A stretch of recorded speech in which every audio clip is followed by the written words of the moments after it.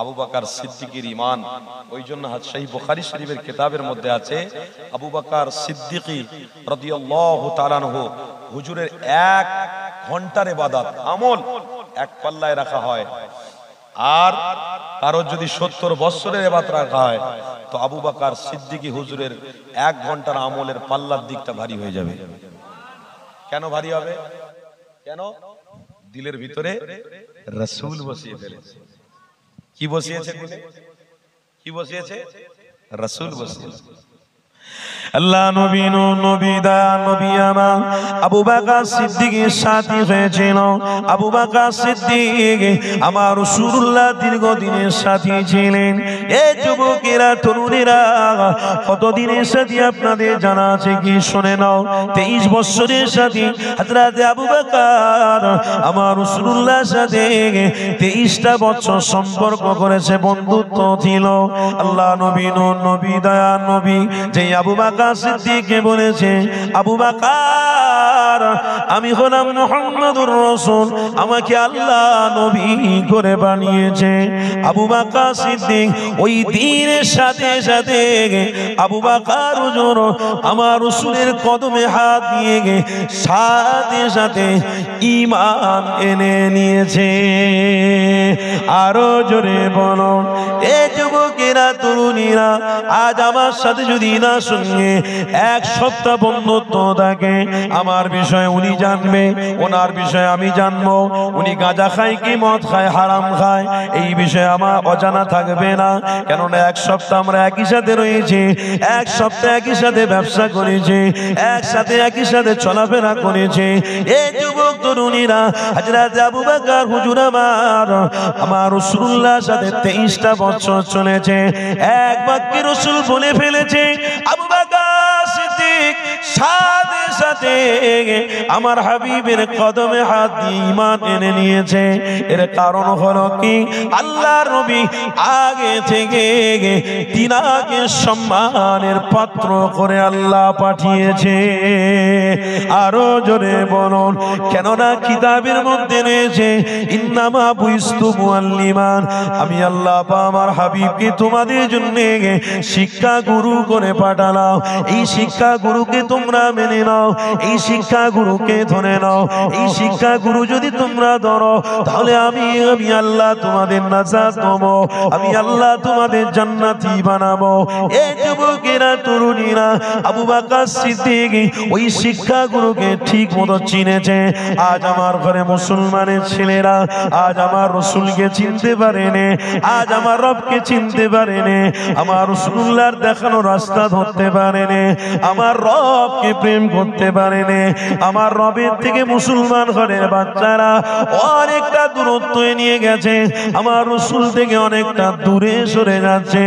এ আব্বারা মায়েরা বোনেরা শুনে রেখে দাও, এই দুনিয়া জমিন চিরজীবনের নয়, তবে আজ থেকে 3000 বছর আগে আল্লাহ নবী জানিয়েছিলেন, এ বাবা সাহাবারা আমি নবী তোমাদেরকে জানিয়ে দিলাম, দুনিয়া ফাইন্না লাইসা বিদারি মাকাম ওয়ালা তাতমাউ ফি দুনিয়া ওয়ালাউ খারাতুম আল ফাআমিন ওয়াসগু ইলাল্লাহ।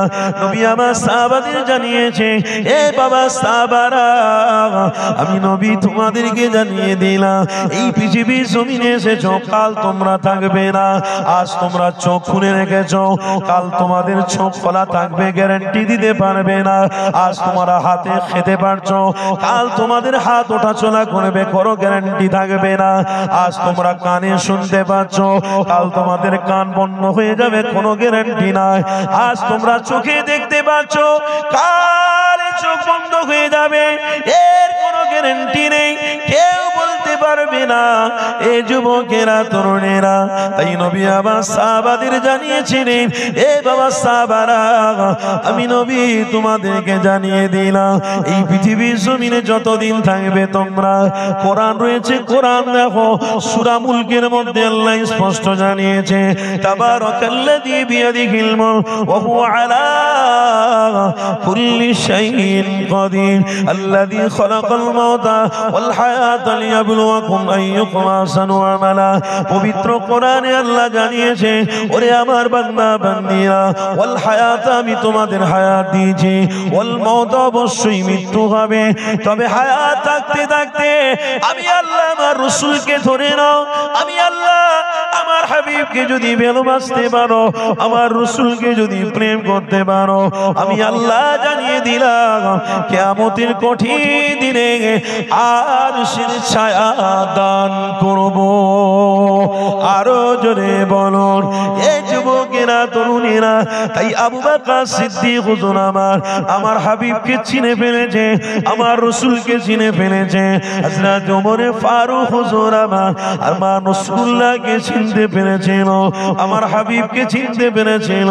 কিন্তু ওমর ফারুকের টাকা পয়সা অর্থ অনেক ছিল, ওমর ফারুক হুজুরের অনেক ক্ষমতা ছিল। ওই ওমর ফারুক আল্লাহ নবী নূর নবী তার নবীকে চিনতে পেরে গেছে। ওমরে ফারুক আমার রাসূলুল্লাহর কদমে এসে ঈমানটাকে গ্রহণ করে ফেলেছে। আল্লাহ নবীর দরবারে আসে, ওমরে ফারুকের মাথাটা নিচু, আল্লাহ নবীর দরবার থেকে বেরিয়ে যায়, ওমরে ফারুকের মাথাটা নিচু। নবীর সামনে যখন বসে ওমর কথাবার্তা বেশি বলে না। হযরত ওমরে ফারুকের চলন বলন পাল্টে গিয়েছে। এ যুবকেরা, একটা হাদিস আমার মনে পড়ে গেল। আল্লাহ নবী নবী আমার মেম্বার শরীফে বসে রয়েছে, সাহাবাদের জন্য বার্তা দিতে লেগেছে। আল্লাহ নবী সাহাবারা বসে বসে সবাই রাসূলুল্লাহর কথা শুনতে লেগেছে।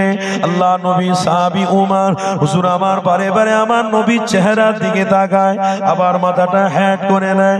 আল্লাহ নবী উমরে ফারুককে দেখতে পেয়ে গেছে, কথাবার্তা বন্ধ হয়ে গেছে। আল্লাহ নবী সাহাবারা এক এক করে যে যার বাড়ির দিকে ফিরে চলে গেল। হযরত ওমরে ফারুক চুপ করে বসে রয়েছে। আল্লাহ নবী জানাতে লেগেছে, এ বাবা ওমর, সবাই যে যারা এক এক করে চলে গেল, বাবা তুমি কেন এতক্ষণ বসে রয়েছো বাবা? হযরত ওমর ফারুক বলতে লেগেছে, ইয়া রাসূলুল্লাহ হাবিবাল্লাহ, আমার দুনিয়াদারিতে দিন থেকে ভালো লাগে না, আমার বিবি বাচ্চা সেই দিন থেকে ভালো লাগে না যেদিনে আমার রাসূলুল্লাহর কদমে আমি হাজির হয়েছি। আমি যতবার আসি আমার দেখতে আমার হাবিবকে ইচ্ছা করে, কেননা আমার হাবিবকে যত দেখি আমার দিল তত, ঈমান তত মজবুত হয়। আরো জোরে বলো। তেনাদের ভিতরে ঈমানি পাওয়ার ছিল বলে রাসূলকে দেখতে ভালো লাগতো। শুনছেন নাকি? তেনাদের ভিতরে ঈমানটা জমে গেছিল বলে রাসূলকে দেখতে ভালো লাগতো। আজকের রাসূলের অনুসারী মেহমান ওলামারা আসে, তাদের দেখতেও একটা জাতিকে ভালো লাগে না। উপরন্তু তাদের উপরে অত্যাচার, উপরন্তু তাদের উপরে বড় ছোট কথা বলতে ভালো লাগে। কি গো শুনছেন? কেন? এ থেকেই বোঝা যাচ্ছে আমাদের ঈমান কি হয়েছে? দুর্বল হয়ে গেছে। কি হয়েছে? দুর্বল হয়ে গেছে। আমার রাসূলকে দেখতে ভালো লাগছে, তেনাদের দিলের ভিতরে মোহাম্মদ রাসূলকে বসিয়ে ফেলেছে, হাবিবকে স্থান দিয়েছে। তাই বিবিও ভালো লাগছে না, বাচ্চাও ভালো লাগছে না, গ্রাম ভালো লাগছে না, দুনিয়াদারি করতে ভালো লাগছে না। একটা জিনিস তেনাদের ভালো লাগছে, কোনটা? রাসূলের দরবারে যাই আর নবীর চেহারা শুধু দেখতে চাই। জোরে বলে। আজ আমার ঘরের ছেলে, আজ আমার ঘরের বাপেরা, তেনাদের ভিতরে যাররা পরিমাণ ঈমান থাকার পরেও কিন্তু আজ আমরা রাসূলের মাহফিলে আসতে পারি না, রাসূলের মাহফিলে বসতে পারি না, রাসূলের মাহফিলে বসে দরুদ পড়তে পারি না। এটা হচ্ছে আমাদের ঈমানি দুর্বলতা। কি দুর্বলতা? ঈমানি দুর্বলতা। এই ঈমান নিয়ে আপনি জান্নাতে যেতে পারবেন? এই ঈমান নিয়ে পৃথিবীর, এই ঈমান নিয়ে আপনার এলাকার মানুষদেরকে আপনি হেদায়েত দিতে পারবেন না। কেন বলুন তো? আপনি যখন নিজে পুরোপুরি ভাবে দাখিল হবেন, উদখুলু ফিস সিলমি কাফা, ইসলামের মধ্যে আপনি যখন পুরোপুরি দাখিল হবেন, আপনাকে মাহফিল ভালো লাগবে, কোরআন পড়তে ভালো লাগবে, নামাজ পড়তে ভালো লাগবে, প্রেম ভালোবাসা বিস্তার করতে ভালো লাগবে, ভাই ভাই ঝগড়া নয় মিল মোহাম্মত রাখতে ভালো লাগবে, বাপ বেটায় কথা কাটাকাটি নয় ভালোবাসা রাখতে ভালো লাগবে, গ্রামে শান্তি প্রচার করতে ভালো লাগবে। কেন? আপনার ভিতরে উদখুলু ফিস সিলমি কাফা, পুরোপুরি ভাবে মোহাম্মদ রাসূল ঢুকে গেছে। আরো জোরে বলো, পুরোপুরি ভাবে মোহাম্মদ রাসূল ঢুকে গেছে, পুরোপুরি ভাবে রাসূলকে স্থান দিয়ে ফেলেছেন। আপনার দুনিয়া ভালো লাগবে না। আজ এখান থেকেই বোঝা যাচ্ছে আমাদের ঈমান আজ দুর্বল হতে শুরু করেছে। কিছুদিন পরে আমরা থাকবো না, আমার বাচ্চাদের ঈমানই থাকবে না, আমরা থাকবো না।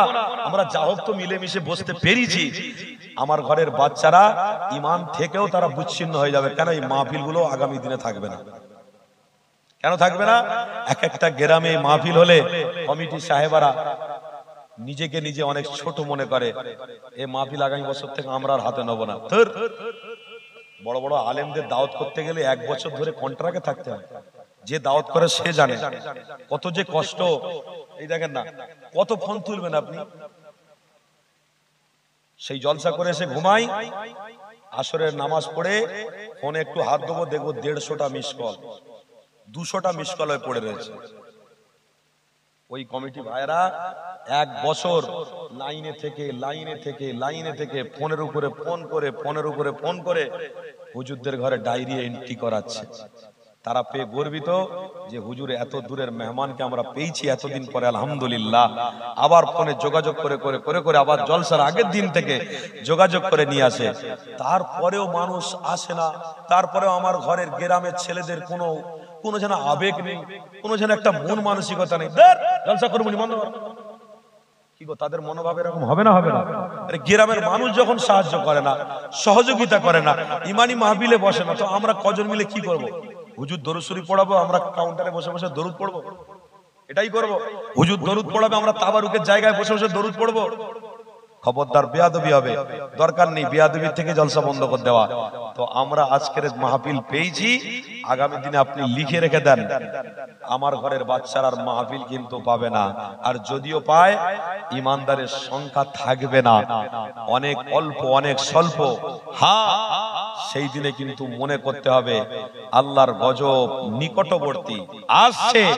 কেন? আল্লাহ নিজে বলেছে, আমার রাসূলকে হাবিব আপনি শুনিয়ে দিন, ইন্নার রাজুলা লা ইউহরামুর রিজকা বিযানবি ইউসিবু, যে আমি আল্লাহ আমাকে আমার রাসূলকে ভুলে গেল, আমি আল্লাহ তাদের জন্য সর্বপ্রথমে রিজিকটাকে বন্ধ করে দেব। কি বন্ধ করে দেবে? রিজিক। এই রিজিকের মালিক কে? না বিশ্বাস হয় না? সত্যি বলছেন? দিল থেকে বলছেন? আর আল্লাহ যদি সুস্থ রাখে তবে তো ইনকাম করতে পারবেন। তাহলে মালিক কে? আল্লাহ আপনি উপলক্ষ, আল্লাহ মালিক। কেন? আল্লাহ রাতকে দিন করায়, আল্লাহ সূর্যকে চন্দ্রকে সবকিছু সিস্টেমকে বান্দার জন্য ঠিক টাইম মতো ঠিক সময় মতো কাজ হয়েই যাচ্ছে। কিন্তু বান্দা যখন সেই আল্লাহর দাসত্ব থেকে দূরে যাবে, সেই রসুল থেকে দূরে যাবে, আমার ঘরের মেয়েরা সেই রসুলের প্রেম আল্লাহর দাসত্ব থেকে দূরে সরে যাবে, তখন আমার আল্লাহর রিজিক থেকে বন্ধ করে দেবে। বন্ধ করবে? রিজিক বন্ধ করবে। আর রিজিক বন্ধ করে দিলে খাবার কোনো রাস্তা থাকবে না, কোনো জায়গা কোনো রাস্তা থাকবে না। যদি বলেন এই গ্রামে হুজুর আমার আল্লাহ রিজিক বন্ধ করে দিলে বড় লোকেরা সব টাকা পয়সা সব নিয়ে এক জায়গায় করে আমরা যতদিন বাঁধবো খেয়ে যাবো, ওরা টিম পারবে, কিচ্ছু হবে না। যদি বলেন কেন? সামান্য জলসার শেষে তাবারুক নিয়ে মারামারি হবে।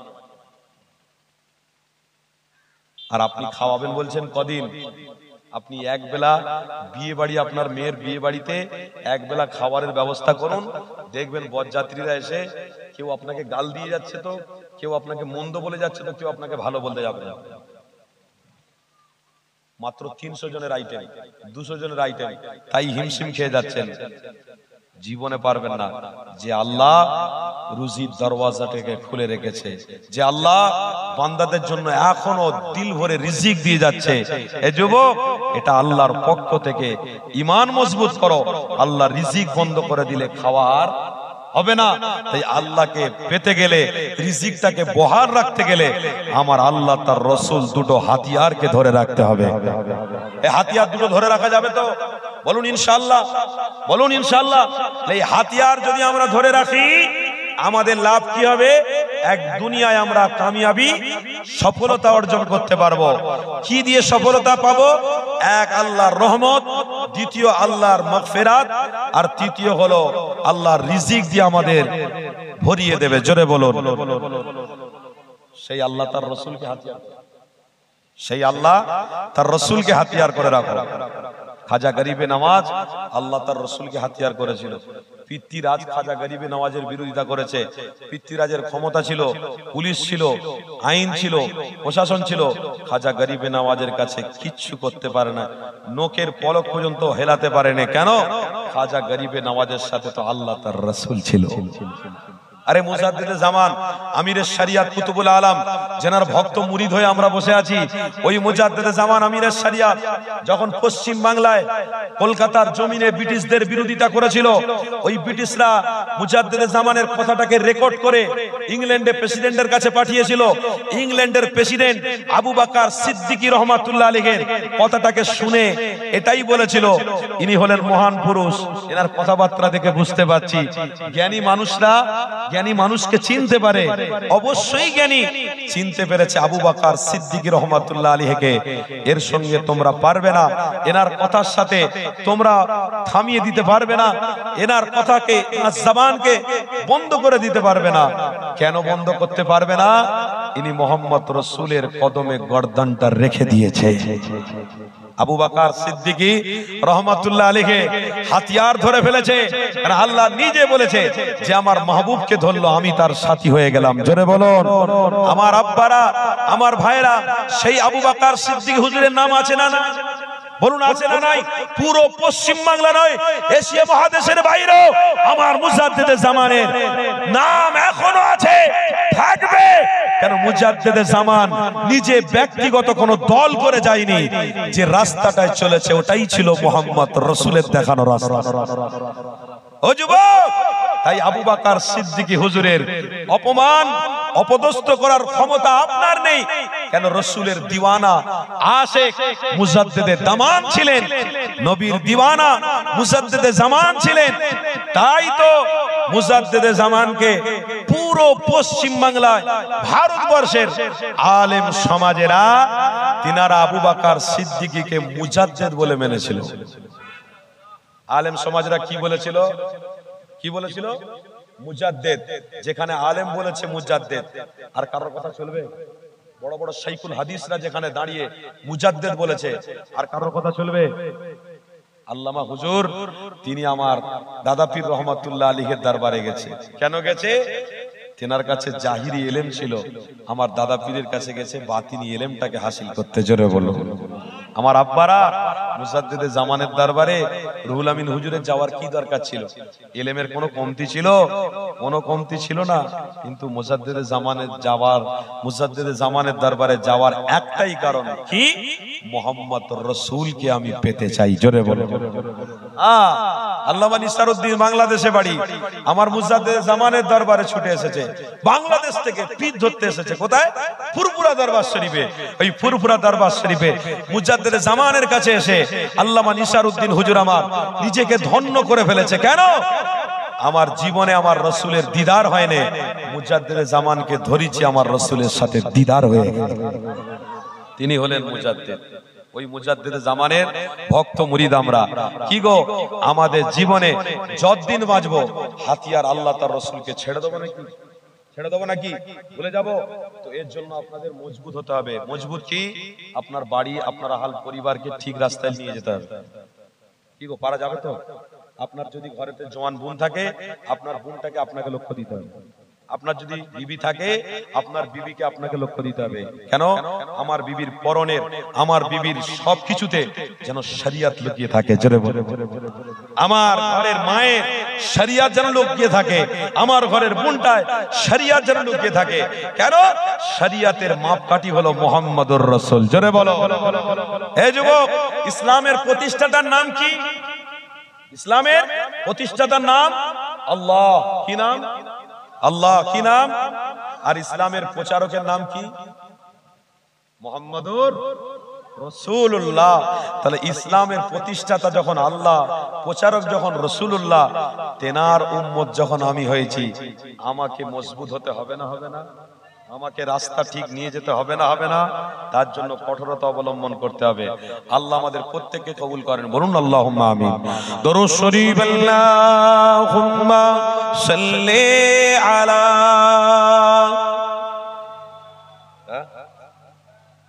চলে গেছে?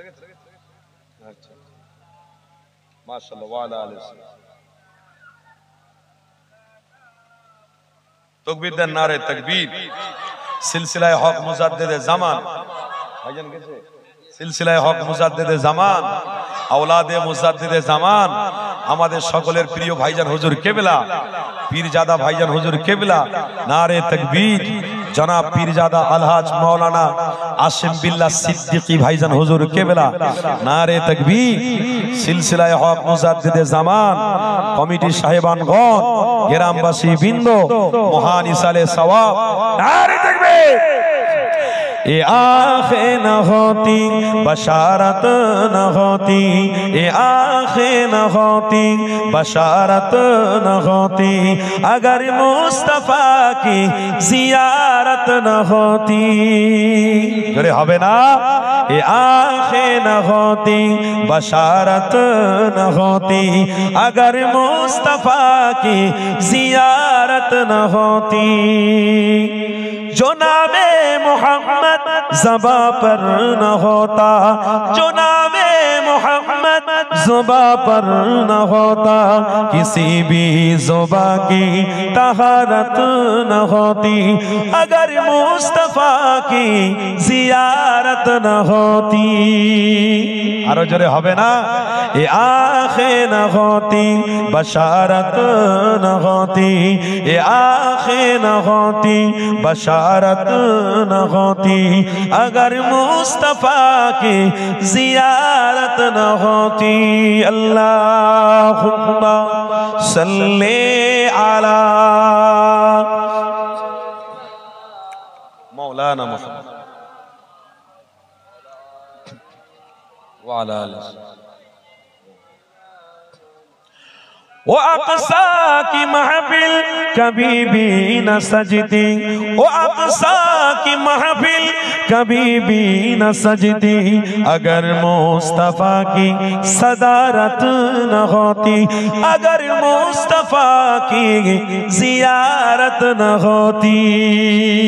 ये आँखें न होती बशारत न होती, ये आँखें न होती बशारत न होती, अगर मुस्तफा की जियारत न होती।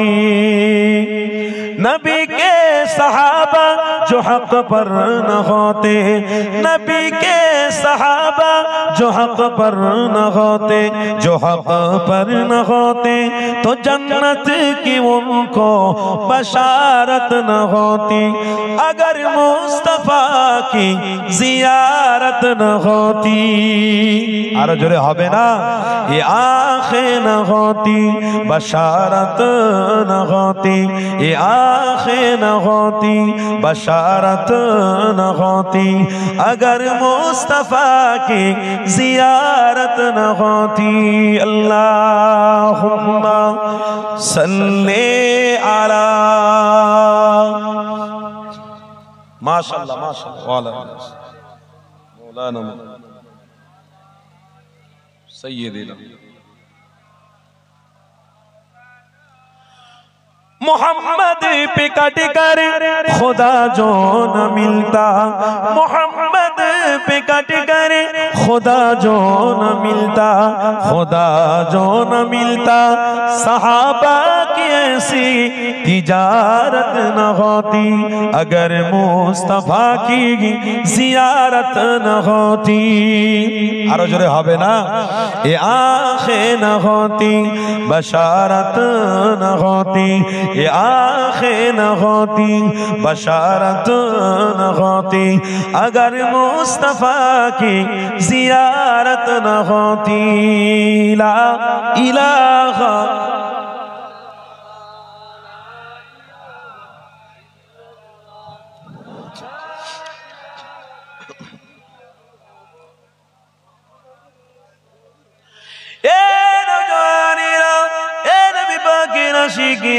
যে কথা আলোচনা করছিলাম ওই আলোচনার দিকে আবার ফিরে যাই। হযরত ওমর ফারুক হুজুরের আলোচনা, এই আলোচনা করতে করতে অনেকটা দূরে আমি চলে গিয়েছিলাম। আল্লাহ নবী নবী দয়া নবী সাহাবী হযরত ওমর ফারুক যখন পালোয়ান ছিলেন, যখন দুনিয়া রাস্তায় চলাফেরা করতেন, সবাই তেনাকে সম্মান দিত, সবাই তেনাকে ভয় করত, সবাই তেনাকে দেখে লুকিয়ে যেত। এই যুবকেরা আমার রাসূলুল্লাহ দরবারে যখন হযরত ওমর ফারুক এসেছে, তখন আমার রাসূলুল্লাহ সাহাবী আবু বকর সিদ্দিকের মতো হযরত ওমর ফারুক আদব সম্মান বজায় রেখেছে। আল্লাহ নবীর সাথে বেয়াদবিমূলক কথাবার্তা বলে না, আল্লাহ নবীর সাথে এই রকম ভাবে এদিক ওদিক কথাবার্তা দিয়ে ব্যস্ত থাকে না, সর্বদা সব সময় আমার রাসূলুল্লাহর চেহারাটা দেখতে ব্যস্ত থাকে। কেন? ওমর জানে আমি যতদিন বাঁচব আমার রাসূলুল্লাহর চেহারার সাথে যদি আমার চোখে দিদার পায়, আমার রাসূলের জন্য আল্লাহ আমাকে জান্নাতি বানাবে। আরো জোরে বলুন এ যুবকেরা তরুণীরা, এটাই ছিল তিনাদের মধ্যে ঈমানের জজবা, এটাই ছিল তিনাদের মধ্যে ঈমানি তওবা। কেননা তিনারা যতদিন বাঁচবেন রাসূলকে সব সময়ের জন্য দেখতে ভালো লাগে, রাসূলকে সব সময় দেখতে ইচ্ছা করতে লেগেছে। কেন? রাসূল হলো তিনাদের জন্য জান্নাত, রাসূল হলো তিনাদের জন্য নাজাত, রাসূল হলো তিনাদের জন্য রহমত।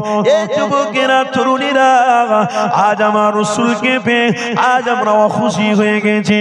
আমার রাসূলকে পেয়ে আমরা জান্নাত মনে করি না, আমার রাসূলকে পেয়ে রহমত মনে করি না। যদি আমরা রহমত মনে করতাম এই জায়গাটা খালি থাকতো না, এই রকম ডবল ডবলের মাহফিলের প্রয়োজন হতো। রাসূলকে যদি সত্যি আমরা জান্নাত মনে করতাম, রাসূলকে যদি আমরা ঈমান মনে করতাম, আজ এই রকম মাহফিল নয়, ডবল ডবলের মাহফিল প্রয়োজন হতো। এই যুবকেরা, তার মানে বোঝা গেল আজ আমার মধ্যে আপনার মধ্যে মুহাম্মদ রাসূল অনেক দূরত্ব হয়ে গেছে, শরিয়ত অনেক দূরে সরে গেছে, ঈমান অনেক দূরে সরে গেছে। খবরদার ঈমানটাকে দূরে সরিয়ে ফেলো না গো।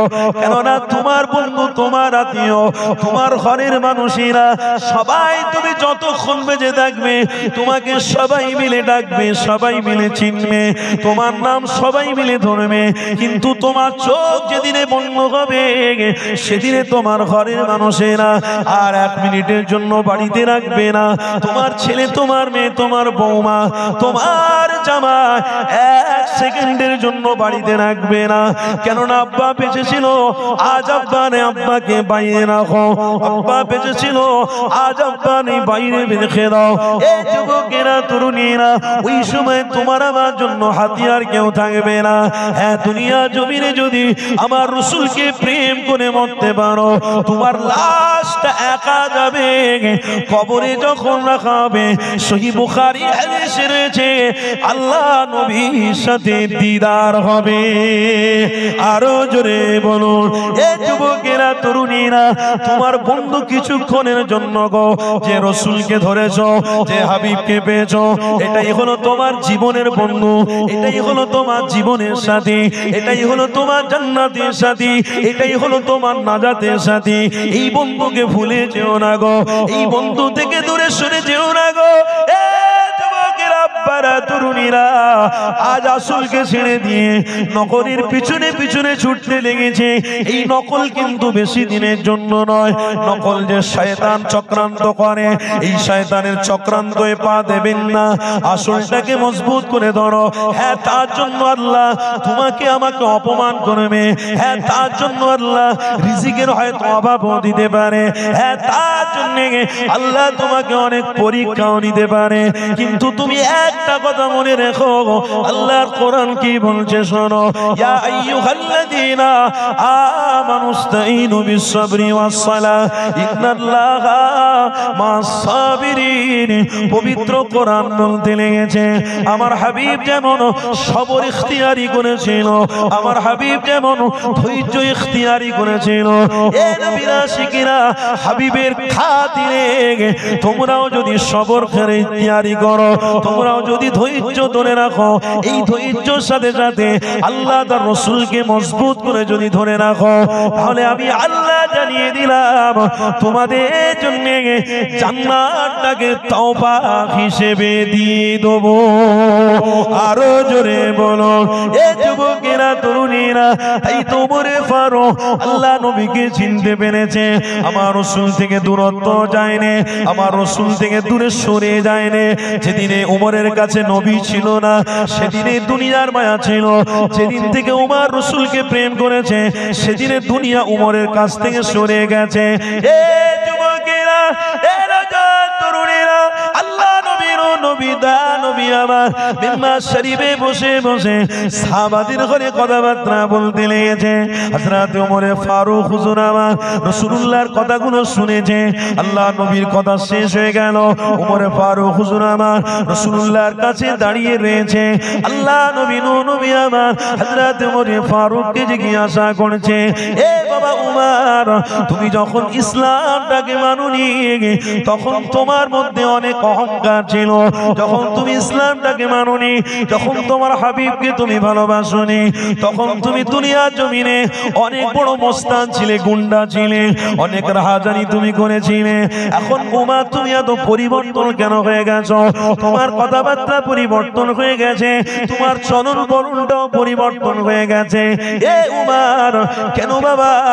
তুমি যখন গুন্ডা ছিলে, মস্তানি করতে, তুমি যখন পালোয়ানের মতো হাঁটাচলা করতে, তোমাকে দেখে সবাই যখন ভয় করত, তাহলে তোমার তখন একটা আত্ম অহংকার ছিল। এখন তুমি মুহাম্মদ রাসূলের কাছে এসেছো, ওই অহংকারটা কেন তোমার কাছে নাই? এই যুবকেরা তরুণীরা, হযরত ওমরে ফারুক হুজুরের কথাটা শুনে রেখে দাও। ওই সময় উমর বলতে লেগেছে, ইয়া রাসূলুল্লাহ, হাবিবাল্লাহ, হুজুর সেই দিনে আমার কাছে নবী ছিল না, আজকে আমি মুহাম্মদ রাসূল পেয়েছি। আজ আমার কাছে অহংকার থাকবে না, আজ আমার কাছে গীবত থাকবে না, আজ আমার কাছে চুরি থাকবে না, আজ আমার কাছে ডাকাতি থাকবে না, আজ মানুষ হত্যা আমার কাছে থাকবে না। কেননা আমার কাছে মুহাম্মদুর রাসূল রয়েছে, আর আমার কাছে নবী আছে। মানে নবীর থেকে বড় আমি উমর হতে চাই না। আমার নবী হলো জান্নাত, আমি উমর হলো সেই জান্নাতের রাস্তা। আরো জোরে বলো এ যুবকেরা তরুণীরা। ওই সময় উমরে ফারুকের কথা শুনে আমার হাবিব বলেছিল, ওরে উমর, তুমি শুনে রেখে নাও, তুমি যে রাসূলকে দিলের মধ্যে বসিয়ে ফেলেছ, ওই নবীকে তুমি কত বড় মাকাম পূর্ণ নবী জানো? এ যুবকেরা, ওই রাসূলকে ভালোবাসার জন্য, ওই রাসূলকে প্রেম করার জন্য আল্লাহ খুশি হয়ে গেছে তোমার উপরে। আল্লাহ একটা খুশির সংবাদ দিয়েছে। কি খুশি? উমর শুনে রেখে দাও, রাসূলুল্লাহকে প্রেম করার জন্য আল্লাহ তোমাকে জান্নাতি লাকাব দিয়েছে। আরো জোরে বলো। একটাই কারণে, রাসূলকে প্রেম করার কারণে। কি গো বাপের? ওমরে ফারুক এত বড় অর্থশীল হয়েও রাসূলের কদমে পড়ে কুরবান করে নিজেকে ধন্য মনে করেছে। আজকের ওমরে ফারুকের তুলনায় আমরা কিছুই নয়, পিমড়ে পিমড়ে। কথা ঠিক না ভুল বলছি? না অর্থ আছে, না এ আছে, না কিচ্ছু নেই। ওমরে ফারুকের সমতুল্য আমরা নয়। কিন্তু আজ আমরা তবুও দেখুন অহংকার। কথা শুনছেন না? কথা বুঝছেন না? তবুও দেখুন অহংকার, তবুও দেখুন কত বাহাদুরি, তবুও দেখুন দিলের ভিতরে কত চিন্তা, কত ধারা। আরে ওমরে ফারুক সেই দিন থেকে চিন্তা বন্ধ করেছে যেদিন থেকে রসুলের কদমে নিজের গার্দানটাকে ফেলেছে। জোরে বলো। আজ আমরা তো মুসলমান ঘরের ছেলে হয়ে জন্ম দিয়েছি, মুসলমান ঘরে জন্ম হয়েছে আমাদের, কিন্তু আমাদের চিন্তাধারা অনেকটা পরিবর্তন হয়ে গেছে। কথা ঠিক না ভুল বলছি? এই পরিবর্তনের রাস্তা ধরবো না রসুলকে প্রেম করে মরবো, কোনটা বলবো?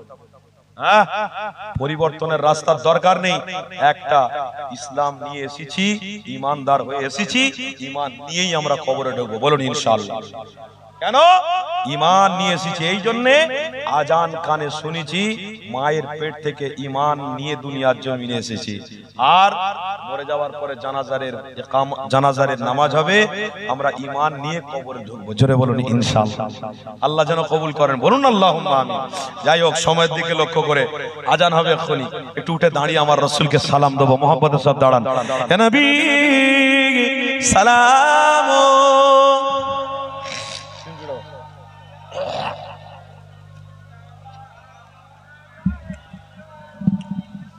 করে এসে টুক করে ঘুরিয়ে দিলে, খুব মজার মানুষ।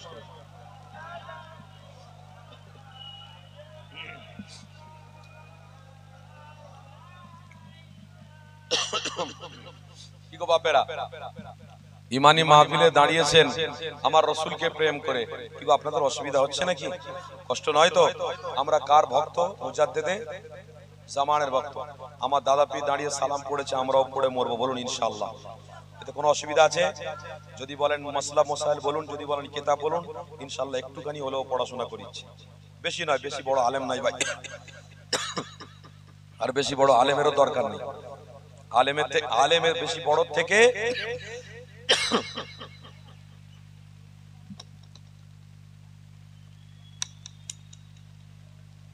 বেশি বড় আলেমের থেকে যদি আমলের কমতি হয়ে যায়, এই আলেমের কোনো মূল্য থাকবে? আর যদি কম শিক্ষা থাকে, আমল বেশি থাকে, ওইটাই আল্লাহর দরবারে গ্রহণযোগ্য হয়ে যাবে। কি গো শুনছেন তো? আমরা দাদা পীরের ভক্ত, আলহামদুলিল্লাহ আমরা সুবহানাল্লাহ পড়তে জানি। কি গো, ওই সুবহানাল্লাহটা ভালোবাসায় পড়ুন, আল্লাহ কবুল করুন। কিচ্ছু জানি না, হয়তো দরুদ জানি, শুধু দরুদ জানি, আমার দাদা পীরের ভক্ত, ওই দরুদটা ভালোবাসার সাথে পড়ুন, দেখবেন আল্লাহ আপনাকে কবুল করে নেবে। এইদিকে এখন বড় বড় সব আলেম বেরিয়েছে, বুখারী শরীফ, মুসলিম শরীফ, তিরমিজি শরীফ, ইবনে মাজাহ শরীফ, কোরআন শরীফ পুরো মুখস্থ। পশ্চিম দিকে উত্তর দিক কোনো জ্ঞান নেই, দাঁড়িয়ে দাঁড়িয়ে পেশাব করছে। ওই আলেমের এক ফোঁটা দাম আছে? এক ফোঁটা দাম আছে? ওই ইলমিয়াতের এক ফোঁটা দাম নেই। ওই ইলমিয়াতের কোনো ক্ষমতা নেই জান্নাতে নিয়ে যাবে। যুবক, আমার দাদা পীর শিক্ষা দিয়েছে, এলেম কম থাক, আদবটা যেন থাক। কথা বুঝছেন? এলেম কম থাক, রসুলের প্রেমটা যেন থাক। আর রসুলের প্রেমের মধ্যে সব থেকে শ্রেষ্ঠ হলো আদব। যার ভিতরে আদব আছে তার ভিতরে ঈমান আছে, যার ভিতরে আদব নেই তার ভিতরে ঈমান থাকতে পারে না। আদবে আউলিয়া হওয়া যায়, বেআদবে অনেক কিছু হওয়া যায়।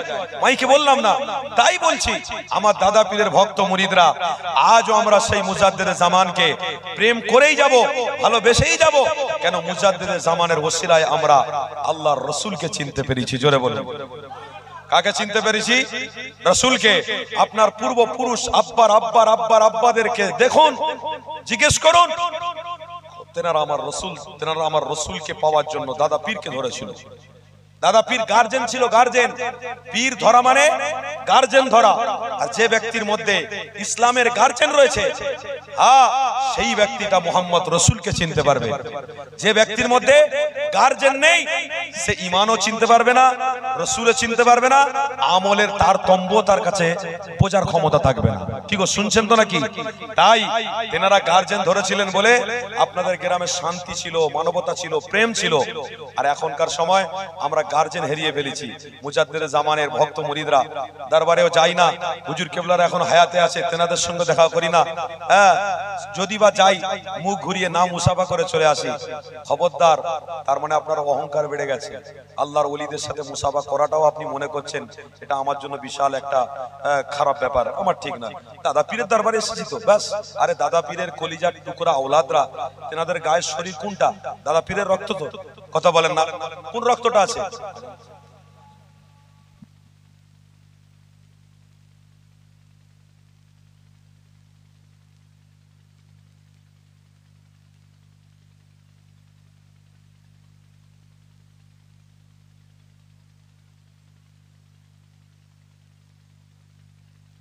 আমার আপনার পীরকে আমরা পেয়ে আজ আমরা গর্বিত। আমার পীর দাঁড়িয়ে সালাম পড়েছে, আমরাও পড়বো, বলুন ইনশাআল্লাহ। যদি বলেন হ্যাঁ আপনার পীর ভুল করেছে, তাহলে আমি আপনাদেরকে বলে দেই আশরাফ আলী থানভী রহমাতুল্লাহ আলাইহি ভুল করেছে। জন দেওবন্দি আলেম তিনিও ভুল করেছেন। কেন? তেনার কিতাবে তিনি নিজে বলেছে মজলিসে হাকিমুল উম্মাহ 231 নম্বর পৃষ্ঠায় স্পষ্ট ভাবে লেখা আছে खड़े होकर সালাম পড়না দুরুস্ত है। জোরে বলুন। আর একটা দলিল দিয়ে দিই, আব্দুল হক মুহাদ্দিস দেহলভী রহমাতুল্লাহ আলাইহি তেনার কিতাবের মধ্যে তিনি বলেছে, উর্দু কিতাবটার নাম হলো আখবারুল আখিয়ার। এই কিতাবটার মধ্যে স্পষ্ট ভাষায় লেখা আছে আল্লাহ আপনার দরবারে যদি কোনো আমল কবুল না হয়, একটা আমল আমি খুব ভালোবাসায় করেছি, খুব প্রেমের সাথে করেছি আল্লাহ, ওই আমলটা হলো ইমানি মাহফিলে, মিলাদের মাহফিলে দাঁড়িয়ে দাঁড়িয়ে আমার হাবিবকে সালাম পাঠিয়েছি। আল্লাহ যদি পছন্দ হয় এর ওসিলা আপনি কবুল করে নেবেন। তাই আমরা বলব আমরা আজকের ভাগ্যবান, আমরা ইমানি মাহফিলে দাঁড়িয়ে আমার রাসূলকে সালাম পড়ার সুযোগ পেয়েছি। বলুন আলহামদুলিল্লাহ, শুকরিয়া আদায় করে বলুন আলহামদুলিল্লাহ। আসেন ভালোবাসার সাথে প্রেমের সাথে মহব্বতে আমার রাসূলকে একটু ভক্তি ভরে সালাম দেব। ইয়া নবী সালাম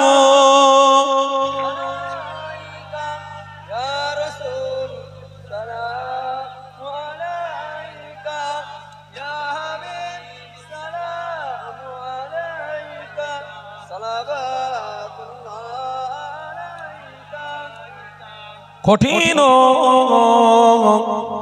হাসরের দিন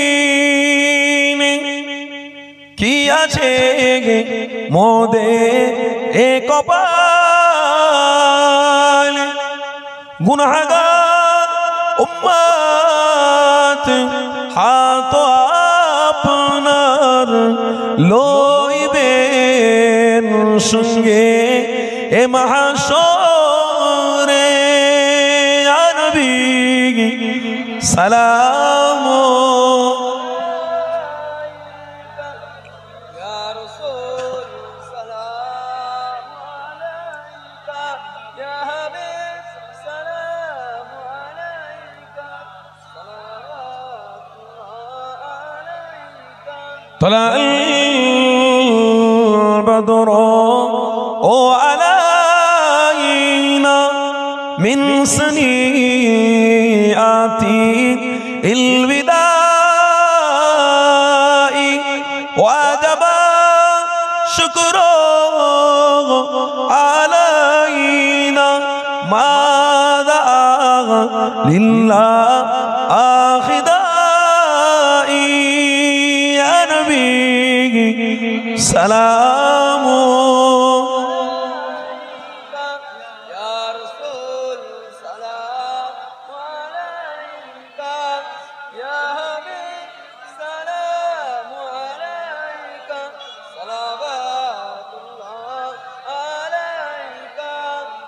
বলুন মোহাব্বতে আলহামদুলিল্লাহ।